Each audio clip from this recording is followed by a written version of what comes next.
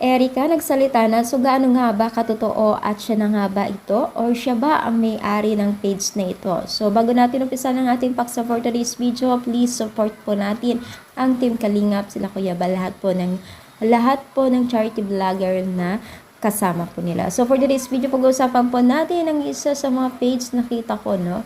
So sabi nga po dito, 3 days ago, may post po na nagsalita di umano itong si Erica. So husgahan man ng maraming tao, patuloy pa rin lumalaban na matupad ang pangarap ko po.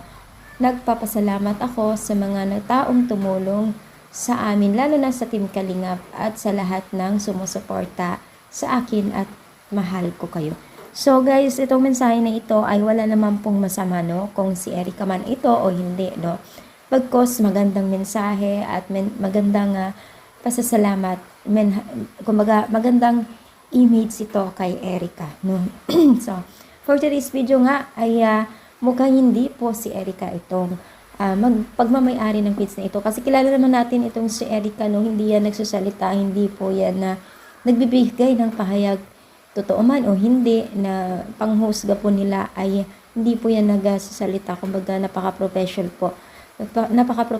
po ang pag-uugali ni Erica. So actually guys, ang pagkakalam ko, hindi po ito si Erica, fake page po ito, no. Kasi dun sa place kung saan po may-ari itong page na ito ay taga Davao. Si Erica dito naman po sa Dait or dito sa Bicol, no. So maaaring hindi ito si Erica, no. Napakalaki na rin po ang kanyang subscriber o follower, no. So I think hindi to si Erica, kaya hindi po totoo na nagpanawagan o nagbigay po pahayag ni Erica, kahit na baka-positive po ito, no. Hindi po siya.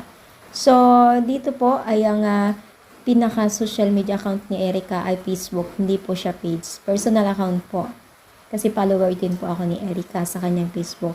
So clear ko lamang po, hindi to si Erica, kasi hindi po yan magpo-post din ng ganyan itong si Erica. Kumbaga yung mga pinost ni Erica sa kanyang Facebook ay pinupost din niya. So ito ay hindi pinost ni Erica sa kanyang Facebook itong mensahe na ito, no. Pero positive naman po, kaya wala naman pong problema.